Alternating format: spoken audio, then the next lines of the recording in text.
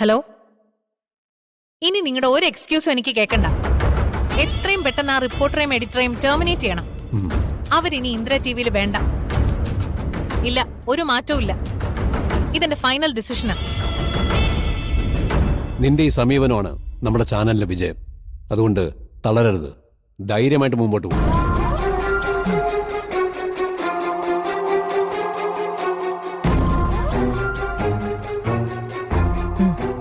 ഇല്ല ചെറിയച്ച, പൂർണിമയ്ക്കൊരു തോൽവി ഉണ്ടാവില്ല.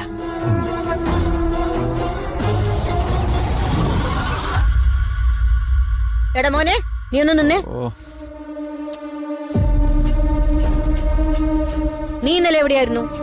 മുത്തശ്ശി, ഞാൻ ഇന്നലെ കൂട്ടുകാരന്റെ റൂമിൽ നിൽക്കുകയാണ്. രാവിലെ വരൂ എന്നുള്ളത് ഗ്രൂപ്പിൽ മെസ്സേജ് ഇട്ടിരുന്നല്ലോ. ഇന്നലെ ഞങ്ങൾ എല്ലാരും നിന്നെ ഇത്ര പ്രാവശ്യം മാറി മാറി വിളിച്ചോ ബി? ഒരു തവണയെങ്കിലും നിനക്ക് ഫോൺ എടുത്ത് സംസാരിച്ചൂടെ? അല്ലെങ്കിൽ ഒന്ന് തിരിച്ചു വിളിച്ചൂടെ? ഞാൻ ഭയങ്കര ടയർഡായി പോയി. വെയിൽ മുഴുവൻ കൊണ്ടിട്ട് ആ ഗുളികയും കുടിച്ച് അങ്ങ് ഉറങ്ങിപ്പോയി. പിന്നെ ആ ഉറക്കത്തിലാണ് നിങ്ങൾക്ക് മെസ്സേജ് അയച്ചു, അതും പാതി ഉറക്കത്തിൽ. മോനെ, നിന്നെ കാണാതെ ഞങ്ങളൊക്കെ എത്ര വിഷമിച്ചു എന്നറിയോ? വിളിച്ചിട്ട് എടുക്കാതിരുന്നപ്പോ വല്ലാത്ത ടെൻഷനായി.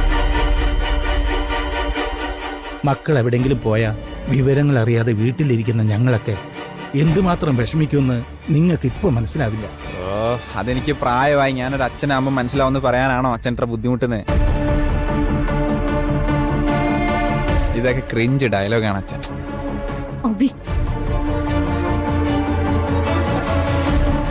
എനിക്കിത്രയും പ്രായമില്ല. അതുകൊണ്ട് എന്റെ പ്രായത്തിലുള്ള വ്ളോഗ് ചെയ്യുന്ന പെൺകുട്ടികളൊക്കെ ഒറ്റയ്ക്ക് വേൾഡ് ടൂർ അടിക്കുന്നതാണ് ഞാൻ കണ്ടിട്ടുള്ളത്. അതും ഈ സൈക്ലോസ് ആയിട്ട്. നിന്നേ, ഇനി വന്നേ. അതൊക്കെ ശരിയാ, പക്ഷെ നീ ഇപ്പൊ വരാന്ന് പറഞ്ഞു പോയതല്ലേ. അപ്പോ ഞങ്ങൾ നീ വരുമെന്ന് പ്രതീക്ഷിക്കില്ലേ? പോരാത്തതിന് മുത്തശ്ശി എന്തോ അരുതാത്ത സ്വപ്നം കണ്ടു. ഒരു പണിയില്ലാതെ വെറുതെ കിടന്ന് ഉറങ്ങിയാൽ അങ്ങനെ ആവശ്യമില്ലാത്ത സ്വപ്നങ്ങളെ കാണും. അതിന് എന്നെ വഴക്ക് പറഞ്ഞിട്ട് ഒരു കാര്യമില്ല. നിന്നെ വഴക്ക് പറഞ്ഞതല്ല. എന്നാലും സാരമില്ല, വെറുതെ ഉപദേശിക്കരുത്. ഭയങ്കര ശോകമാണ്.